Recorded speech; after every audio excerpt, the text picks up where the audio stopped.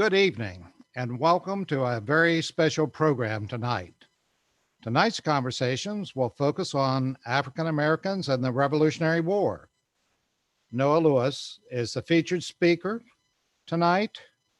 He authored Edward Ned Hector, a Revolutionary War hero, and is presently writing the soldier's biography. Doing his genealogical research of his own family, Mr. Lewis learned about a Black continental soldier who fought in the Battle of Brandywine. This soldier was held in such high regard that his community named a street after him in the mid-1850s, almost 100 years later after the war. Mr. Lewis was amazed and fascinated by Edward Hector and the heritage of the Black historical figures who contributed so much to America's freedom. I need to pause for a moment to give you a message. The Washington-Rochambeau Revolutionary Road Association tonight wishes to bring to you a survey to talk about the programming that we have been providing. We have strived to provide you the best of programming for your enjoyment of our fascinating heritage. This is the fifth of a series of after-dinner conversations. Now it is time for your input.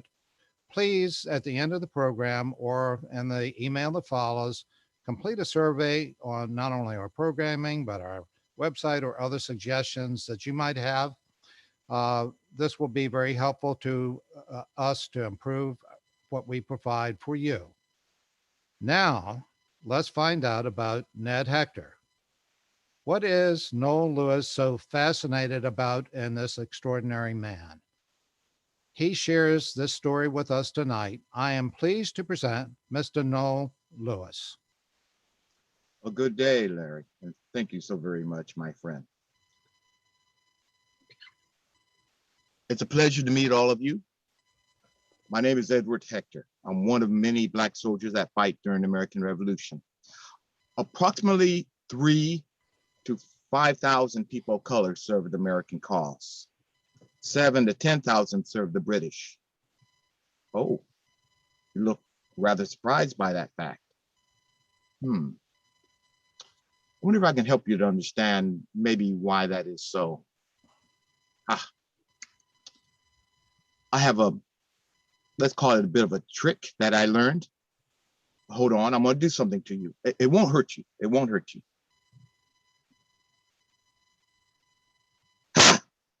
Did you feel it? Good. Do you know what I just did to you? Oh, you don't. Oh, sorry. I've just turned all of you into Black enslaved people. Don't hit me. Don't hit me. I did it for a reason. I want you to stand in their shoes. I want you to look through their eyes. I want you to think with their minds. Now that we're all the same here, let's talk. Tell me, do any of you really care about what white master rules over you, whether it's the white Americans or the white British? Do you really care? Probably not, because you're still a slave. But tell me this, do you care about being on the winning side? Because do you know what we call the losing side? Besides losers, we call them traitors. And do you know what we do to a traitor? Yes. So I take it you don't want to be on the losing side. Understood. When General Washington would take over his army in Cambridge, Massachusetts, he would be in for a big surprise. He'd come out and inspect the soldiers. And as he's walking down the ranks, he would notice something.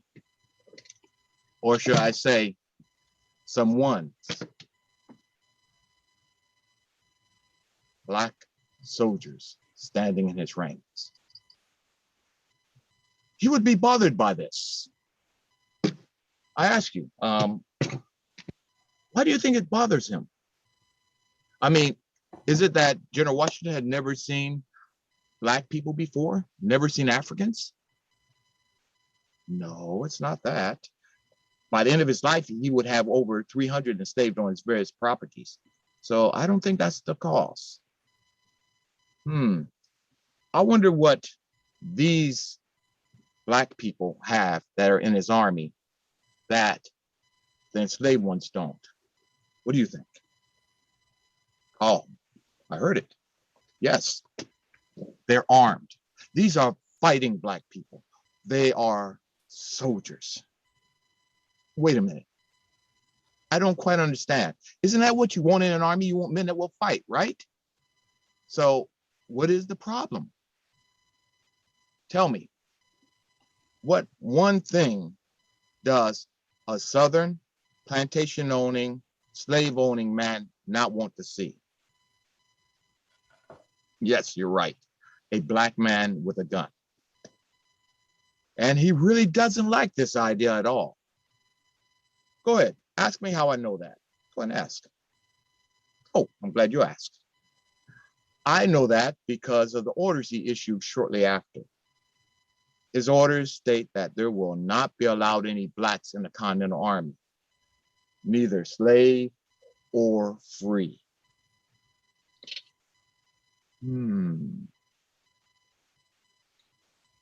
Talking with some of my fellow Blacks here, I find that they're really offended by this. After all, we have been fighting from the beginning of the war. We were there at Lexington, Concord, Breeds Hill, Bunker Hill. We're already fighting and dying for this cause of liberty. But now this general doesn't want us to fight?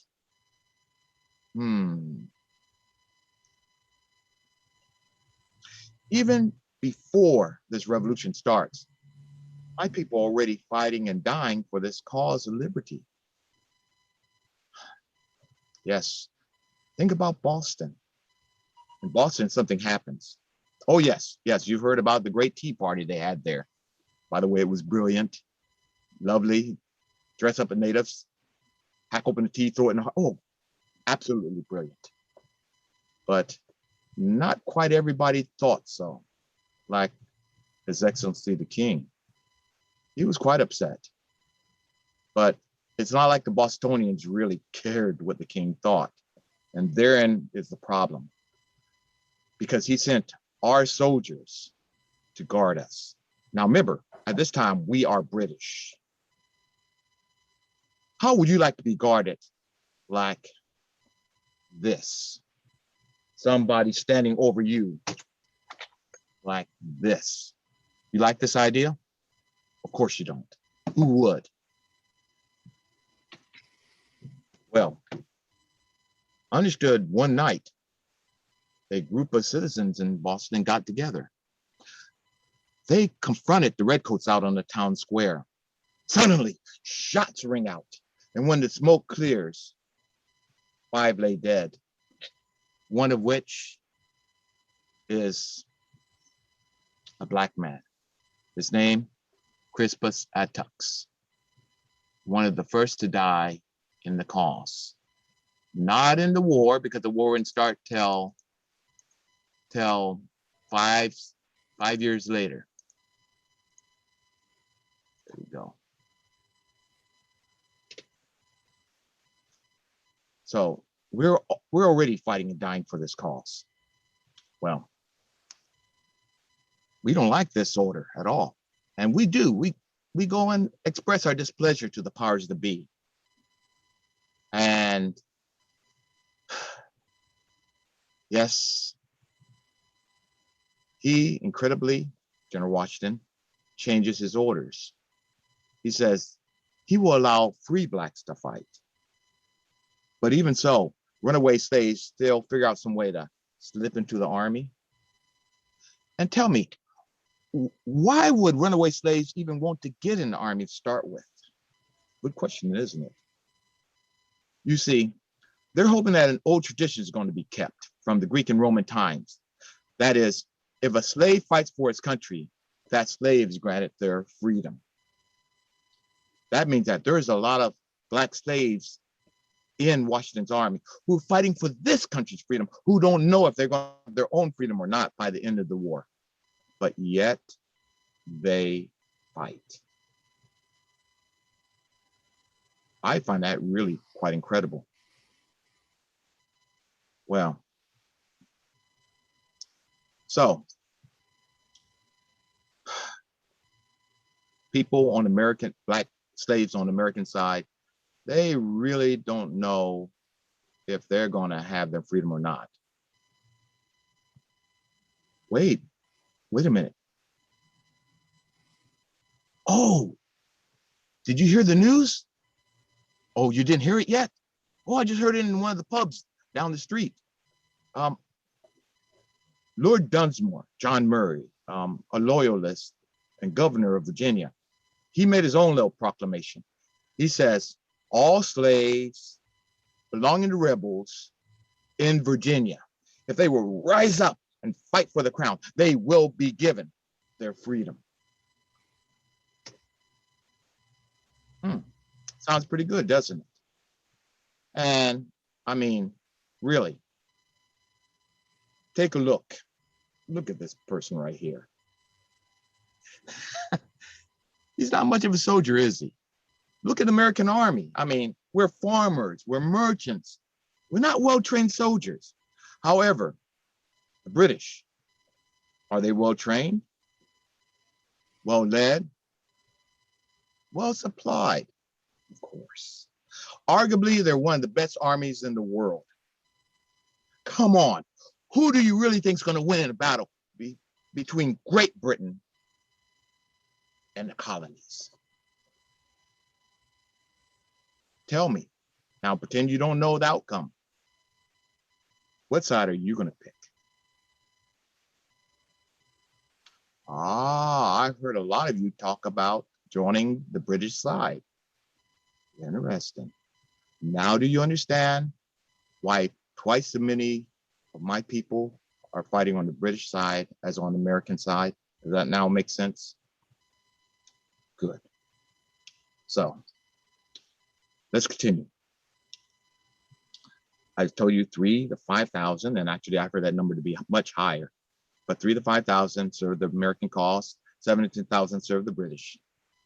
General Washington would be general over one of the most integrated armies all the way up until 1948, when Harry S. Truman would finally reintegrate the army for Korea. And believe it or not, that would take 150 years to happen. Yes, you heard me right.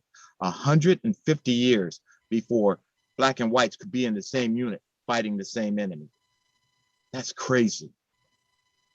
But unfortunately, it's true. Not only that, General Washington also will command at least 3 majority black regiments, 1 from Massachusetts, 1 from Rhode Island. And there would be a group that would come in from Haiti with the French. And they would fight in the Battle of Savannah and the Battle of Charleston. And these units would make a significant contribution to our fight for independence. Allow me to give you a couple for instances. Up in New York, the battle's not going well at all.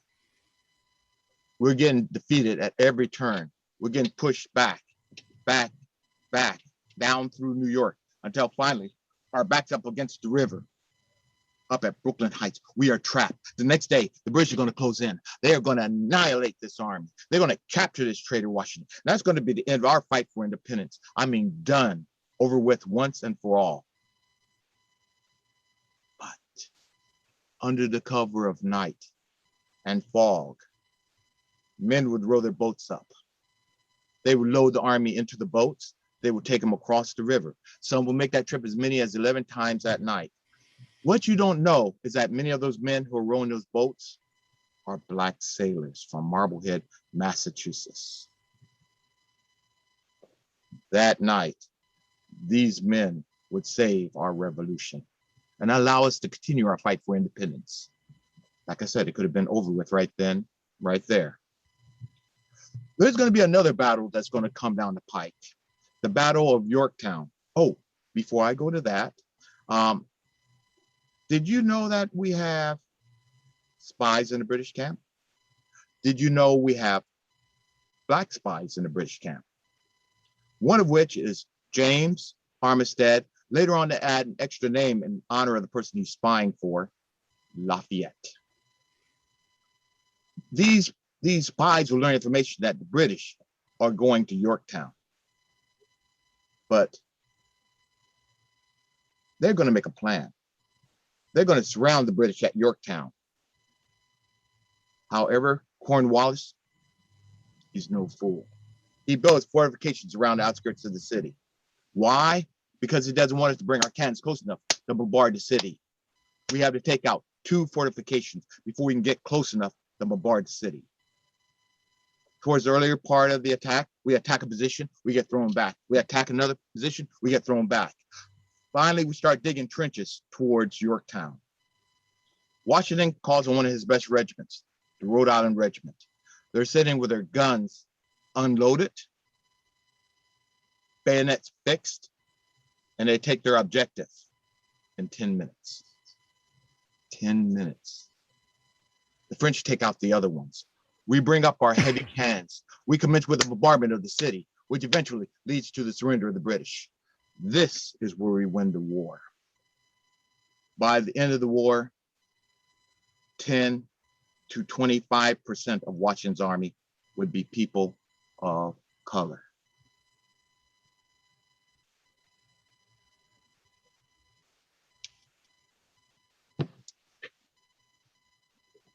You're probably wondering, well, Ned, all that you told me is fine and dandy, but what does it really mean to somebody like me? That's a good question. First of all, I want you to realize that General Washington doesn't win many battles. Let's pretend he fights 10 battles. Out of 10 battles, take a guess how many he wins.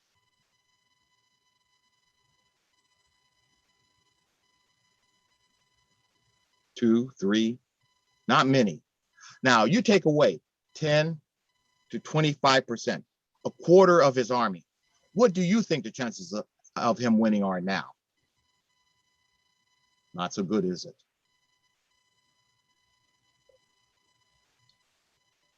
This is why it is significant to you. You who are in this audience today, enjoying the freedoms that you're enjoying today, are enjoying them in part because a lot of Black people willing to fight and die so that you might be free. Do you hear me? Do you hear me? You see, I think it's just unthinkable that somebody who will pay the ultimate price, that they should be forgotten. I mean, how would you like to have somebody that you love dearly die for somebody else's freedom, only to have them forgotten? My people were forgotten. And yes, I do feel very strongly about that.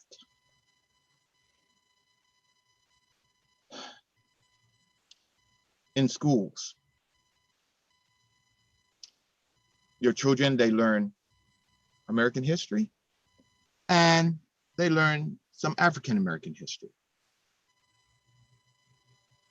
But there are really some people that believe that these two have nothing to do with each other. Do you think that's so?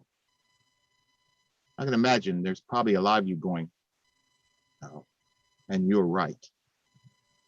African American history is American history. And you know what? I don't care where your people come from. I don't care what your ethnic origins are. I don't care what your social background is. If you are an American, you share an African American history because these people helped you to be free. Now, please, don't mistake me. Am I saying, hi, we Blacks won the American Revolution all by ourselves? Am I saying that? Of course not. Could we win the war without the Irish, the German, the French, the Spanish, the Polish, the Scottish, women, Jews, Christians, all these different people? It took all of us coming together to win our independence.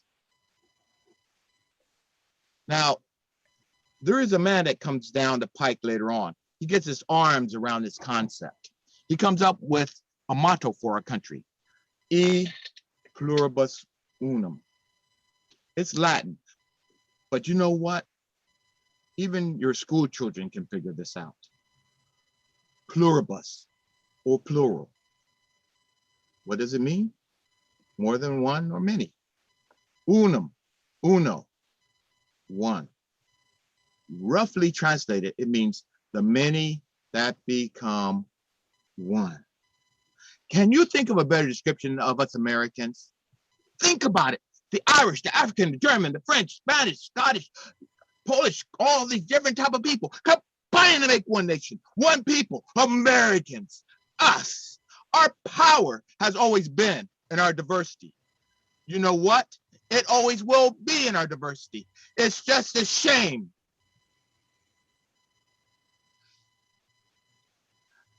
It's just a shame that we don't appreciate each other the way that we really should.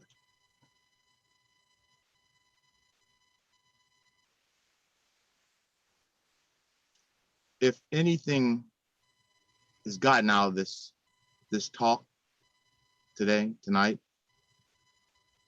that's the one idea that I hope persists. I mean, if we can get to a point where we really appreciate each other's, then we really will have accomplished something. So, well, you're probably wondering, how did I play into all this? I am with Proctor's 3rd Pennsylvania Artillery. I fought in the Battle of Brandywine and Germantown. I am a teamster and I am a bombardier. Why are you looking at me like that? Don't you know what a teamster or bombardier is? Oh, you don't? Well, allow me. As a teamster, I drive a wagon and a team of what? Horses, oxen, mules, a team of animals. Thus is why I'm called a teamster. By the way, yes, we are the forefathers of your Teamster Union. We are the reason why you drive your carriages. Yeah, I said carriages. What's the first 3 letters of carriage? C-A-R, short for carriage. We're the reason why you drive your carriages on the right side and steer them from the left side. There's a lot of other ways that we have impacted your lives. If you ever happen to see the Teamster Union logo, you will notice that it's a wagon wheel, 2 horses. They come from us. So we had learned information that Redcoats had landed down at a place called the Hill of Elk down in Maryland, and that they were marching northward up the pike that goes to Baltimore. It kind of becomes obvious, you know, where they're heading towards. They're heading towards Philadelphia. I'm sure they think if they can capture Philadelphia and capture the Continental Congress, well, they can put an end to this little rebellion of ours. General Washington, he comes up with a plan. Every place that you could cross that river by way of foot, let me see if I can get on the right side of it. He places armies. How did that sound to you? That sound like a good plan? I mean, if they cannot cross the Brandywine River, they cannot reach Philadelphia. So it's a good plan, right? Any of you out in the audience have some misgivings? Ah, you do. Well, you should, because there are some problems with this plan. As I told you, the British are marching up the pike that goes to Baltimore. Oops, let me get the other side here. The pike that goes to Baltimore. coming up through Delaware into Pennsylvania. It crosses the pike that goes to Baltimore, crosses at a place called Chad's Ford, right there. But before the British reach Chad's Ford, they come to a small town called Kennett. Let's see, there we go, right there, Kennett. There they do something we don't expect. They split their army into two. Half of them are sent to the Chad's Ford area. The other half quietly march northward behind the lines.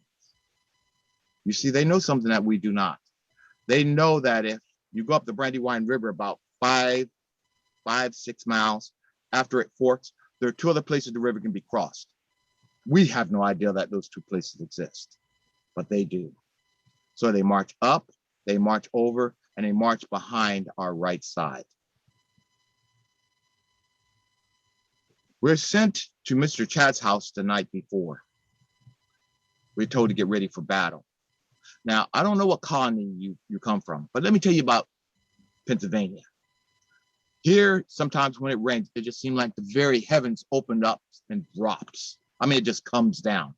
Tonight is one of those nights. It's raining, it's raining. The roads are thick, mired with mud. We're having a hard time getting our wagons through, marching through, pulling the cannons through. But nonetheless, we managed to get ourselves to Mr. Chad's house.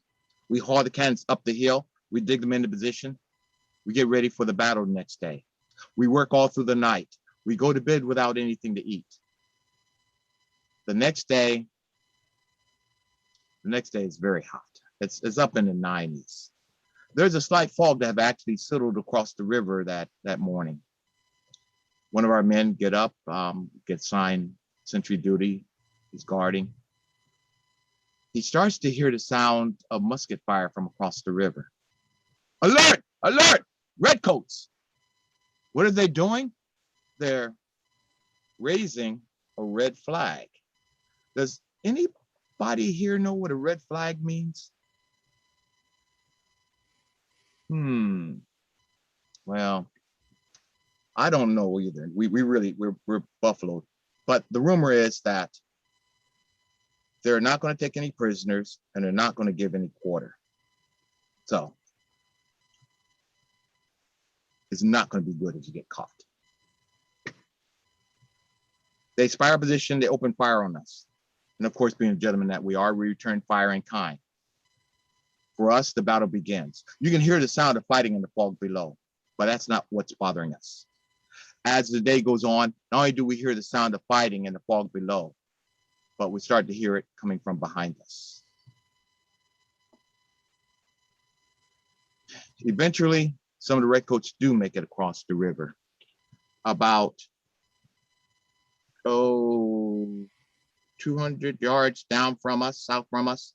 They circle down and around the foot of the hill and up behind us. They come out from an orchard behind us, about 30 yards.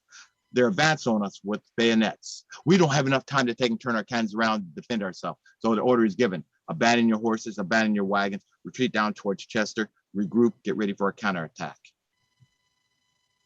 I said, never. Never shall they have my horses.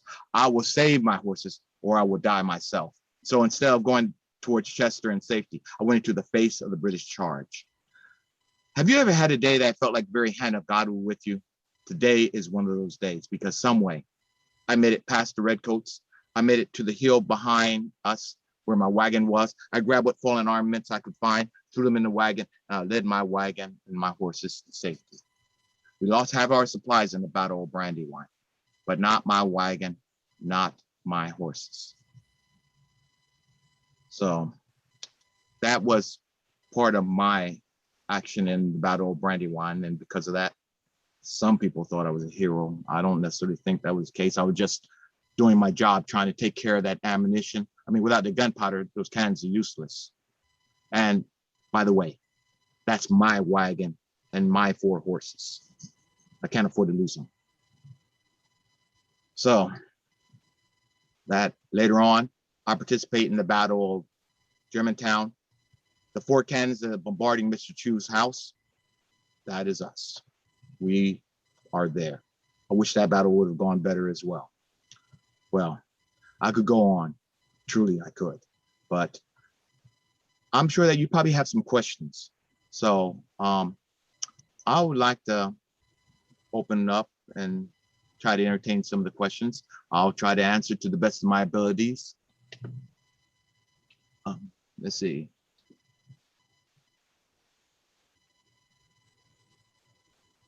I haven't received any questions so far. Oh, I know I wasn't that thorough. Mike, can you read a few of the questions off? We haven't received any questions yet. I did receive one. What made you do this research? I'm going to drop out of Ned for a little bit here. You know, you teachers, you people in the classroom, sometimes you don't realize just what an important part that you play in other people's lives, not just the lives of your students. I was going into my daughter's 4th grade class, and I was helping as a classroom helper. I was sharing about biology and about electricity. My specialty was biomedical electronics. And at the same time, I was doing some genealogy research. And I got back to 1800 in the northeastern part of North Carolina, came to a dead stop. I started thinking, you know what, 1800, very close to the American Revolution. Maybe I might have a relative that might have been in the American Revolution. Well, I didn't. But in the act of researching, I started learning some things.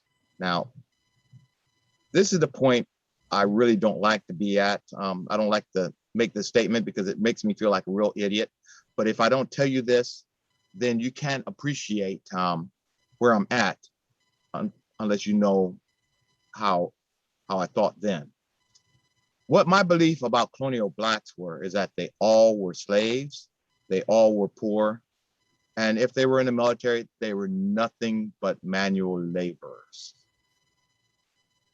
Well, I got a hold of this one book by Charles Blockson, and in it, I read about this man named Edward Hector.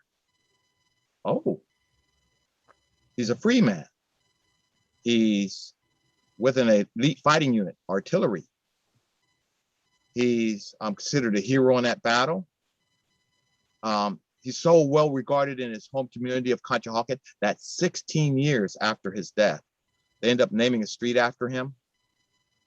Wow, I didn't know these type of people existed during this period of time. And as I continued the research, I found out other information that really surprised me. For instance, did you know that one of the richest men in Philadelphia was a black man shortly after the American Revolution? His name was James Forten. Did you know a black woman would be one of the first women to have her work published in the colony? Phyllis Wheatley. Did you know a black man would take and help design the streets of Washington, D.C.? Benjamin Banneker. And then you already heard the information I gave you about the blacks that were in Washington's army. I mean, pretty much, without our contribution, we probably wouldn't have been able to win the war. This was nothing like what I thought. Well, I was sharing this with a teacher. She said, Mr. Lewis, would you like to share this with the students? I thought about it. I said, okay. I decided, I asked, would you mind if I come in dressed out? And oh boy, if you come to my website, you can see what my first outfit looked like. It looked really bad. A pair of light blue hospital scrubs with white socks pulled over the bottom of them, a woman's white blouse with the collar turned inside out. You know those little souvenir tricorns that you get out of the store? Yeah, it was bad. It was really, really, really bad. But that's where I went in, and that presentation went over very well. And then they asked me to come back again and again. And eventually they suggested that you had something pretty good here. Maybe you might want to think about taking this information out to the general public. And I decided, yeah, I think I like this idea. And that's how I started doing what I'm doing. Okay, let's see. Oh, I had a message come up and I wasn't able to read it. The one from Mr. Felds is, could you back up the message again? I didn't quite get to read it. Did Washington pass through the head of Elk? As far as I know,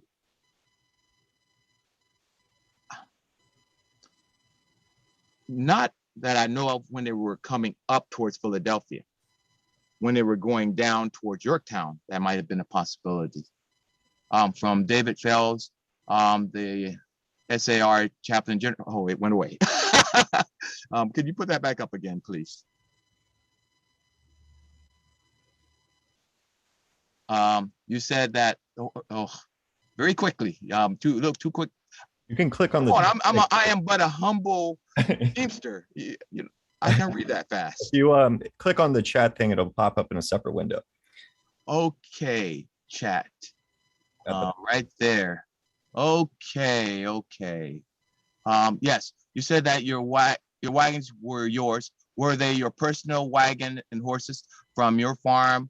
Were there black pastors, black chaplains among the Revolutionary Army?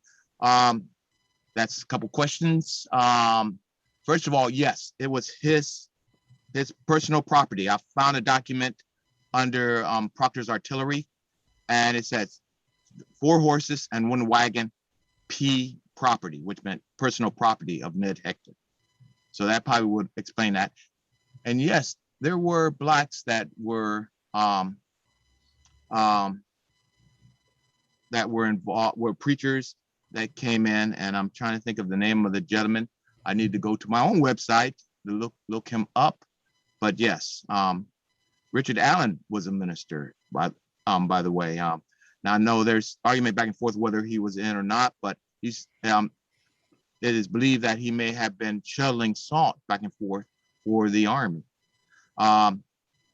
So pretty much about every situation that you come across, seemed like we were kind of there. From spies to, like, you got Ma Bet, a private citizen who turns the court system in her favor and able to legislate her own freedom using the courts at the time. There's several really big black uprisings, slave uprising during his time. So just the thing I'm saying is that the experience of the black people during the colonial period is very diverse. A lot of times everybody wants to just paint it with one solid brush, but believe me, it's not. Let's see. How many soldiers received their freedom as a result of their service? Grace Fielder. We don't know. And that's one of the big problems. On the American side, as I said, we're not promised our freedom. You could be in, let me start off with this. You could be in the army 4 different ways as a black person, at least 4 different ways, and actually more. But you could be a free black, you could be a runaway slave hiding out in the army, hoping to get your freedom at the end of the war. You could be a substitute sent by your master to take his place or his son's place, or you could come from outside the country, like the ones that came from Haiti with the French. And all 4 of them are going to have different attitudes about why they're there. Now, sometimes, like in the case of the ones that were promising freedom to their slaves if they went as substitute, sometimes they kept that promise, sometimes they didn't. There's a gentleman named Samuel Stuffin. He came in as a very young man, I want to say in his teens, and he was promised his freedom. And then after the war, he was sold and sold again and sold again until finally, at the age of about 70, I believe, they finally gave him his freedom. So, there was things like that was done. On the British side, the British did keep their promise for the most part. There were some unscrupulous British officers that did seize on some of the enslaved blacks that they had, and they basically sent them down to the sugar and spice islands and just worked them to death. Being sent down to the sugar plantation and the spice plantation is a sentence of death. You almost can think of a concentration camp. That's where they sent all the unruly, rebellious slaves, let them work until they died. So they were, but on the whole, they did keep their promise. General Washington confronted the person that was in charge of removing the redcoats from America, and he demanded, "We want our property returned." And I said, "Well, but of course, we're glad to return your property." Washington kind of indicated over at a group of people that were slaves. He said, "Oh," the British said, "We will return your property. These people were no longer property. They were freed when they came over and served the crown." It's not like they really had a great love for the black man. They didn't want us to take us back to England with them. They dropped us off in places like Nova Scotia. Nova Scotia is no great place. It's cold, it's wet, it's rocky. Let me just say, we blacks are not native to Nova Scotia, so it didn't work well. So that hopefully that answered your question there. Did your research from Grace Fielder, did you find any that also served in the War of 1812? I did not go into the War of 1812. I'm sure that there probably were some. Pretty much we blacks served in every war from the beginning of our country to present day. So I'm pretty confident that blacks did serve. I don't know how many from the Revolutionary War served. And consider this, it's only about 80 years down the pike when we would end up having the Civil War. So that's not really that terribly that long. So let's see. Steve asked, you mentioned a lot of slaves as serving, but why not so much of all the 1,000 free blacks that served in enactment? Was Ned a free black as said he owned? Ned was a free black as you said he owned horses and wagons. And do you know when he was born or how old he was when he served? Your enactment is brilliant. And okay, well, thank you for the compliment. I don't know where he's born. I don't know where Ned was born at. And that's a source of frustration for me. And I don't know where he's buried at, which is also another frustration for me. I know that he tried 3 times for his pension in 1827, 1829, and 1833. And he was turned down all 3 times. Finally, a report comes back from the first application, and the person that's on the committee in the House of Representatives says, we are rejecting his application because he cannot prove how long he actually served and can't prove the things that he said in his application. There is somebody that did mention that, they know that he was in and such, but, he can't prove. Now, that would be one thing, but only about 2 sentences later, they make this statement.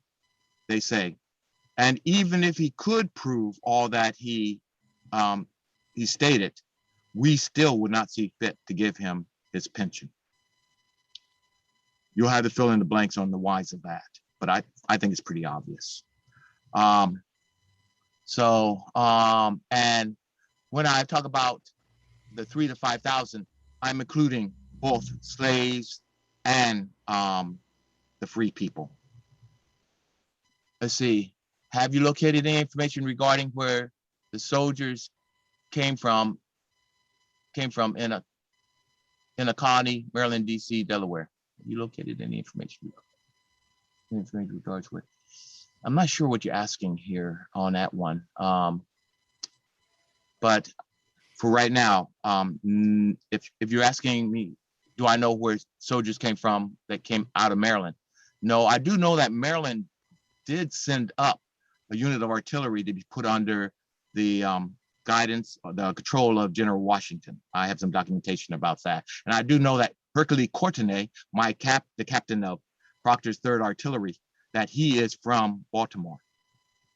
Let's see, let me see some other questions. Wow, a lot of questions.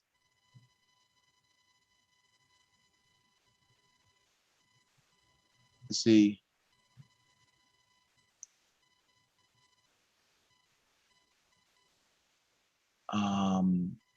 Let's see. Okay, let's go down here.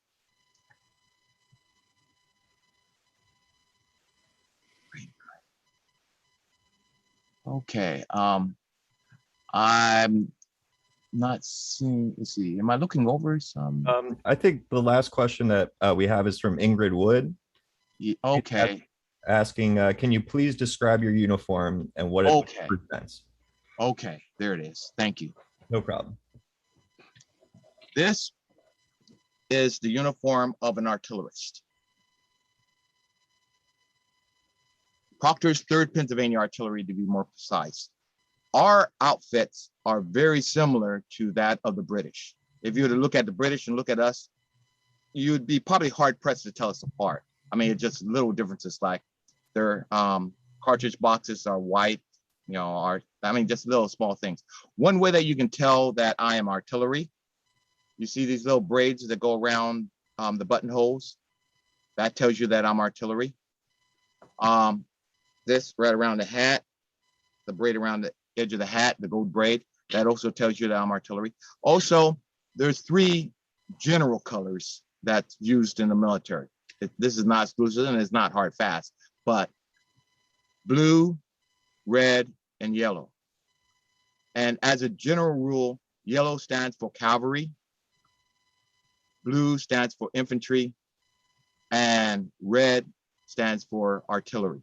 And the reasons probably for that is as the generals are watching the battlefield, they can see the colors and they can kind of know, who they are. Of course, you also got the flags that are up also as showing what units there are. So this is the outfit that I'm wearing. The neck stock used is very useful as far as kind of keeping your neck warm. It's made out of a lot of different materials. It can be made out of horsehair. It can be made out of linen. It can be made out of leather. You ever heard of leather necks? They wore that leather band around the neck. So this right here, oops, I keep getting it mixed up in the thing. The cockade. That cockade is really important, especially since we're talking about Rochambeau with the French coming into the battle. What you would have here, if I was in that part of a allegiance with them, there would be a white little inside bow that would go all the way around like that. So it'd be black and white on the inside. So you know that I'm part of the allegiance of France. I'm trying to think of anything else. You can see the uniform is well worn.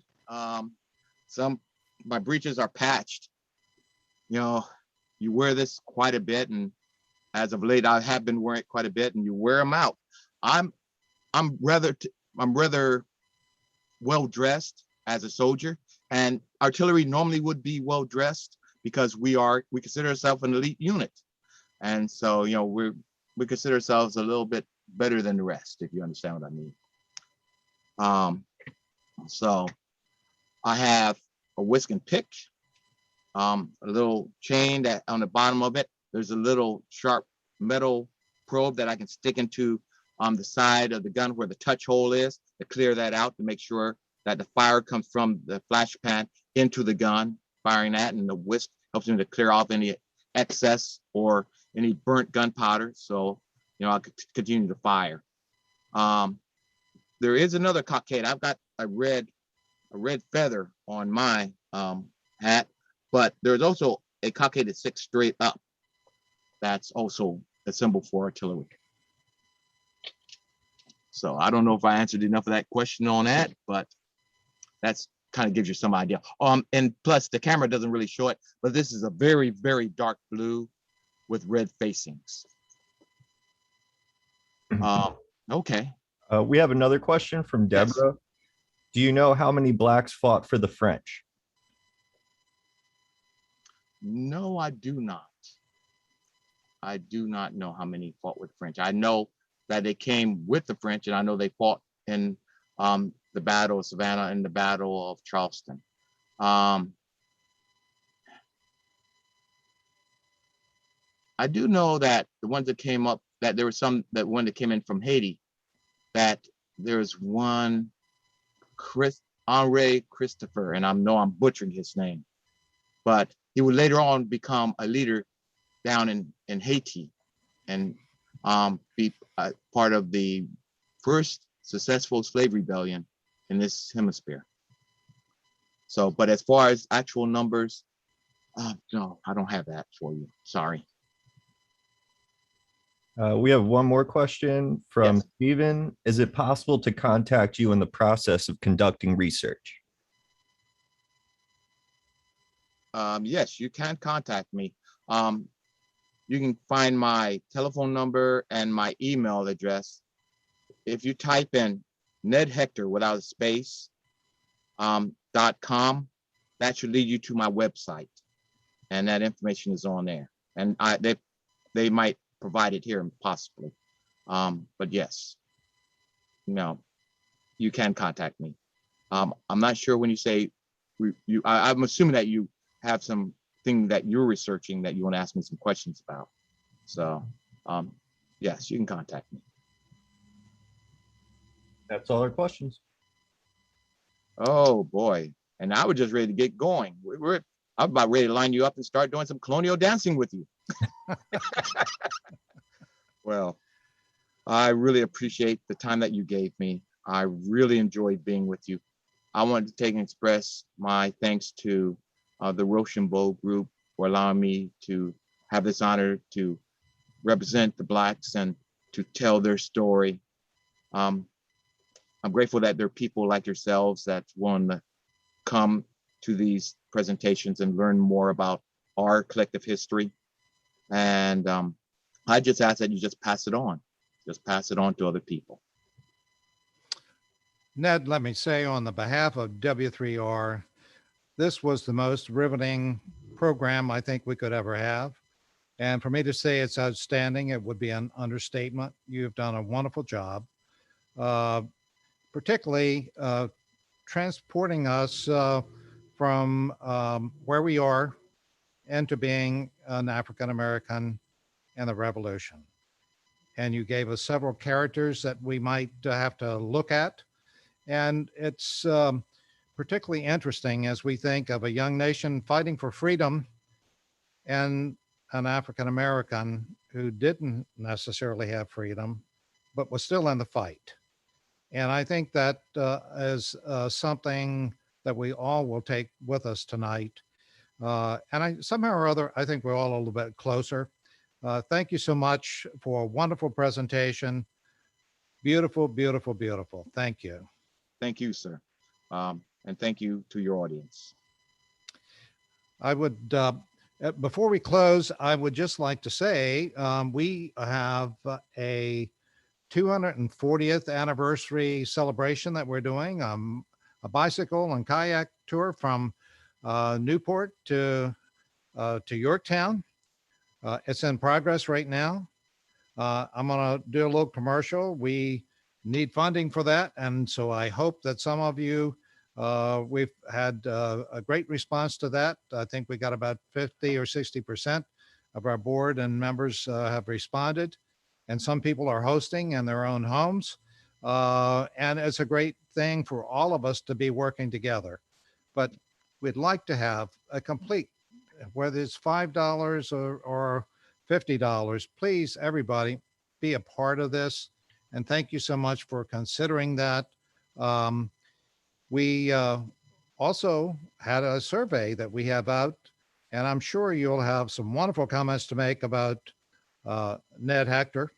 And we're looking forward to your comments. Help us to do better programming and to improve our website. We're looking forward to those comments. And to all of you, I wish you a wonderful evening. We look forward to seeing you next month at another after dinner conversation.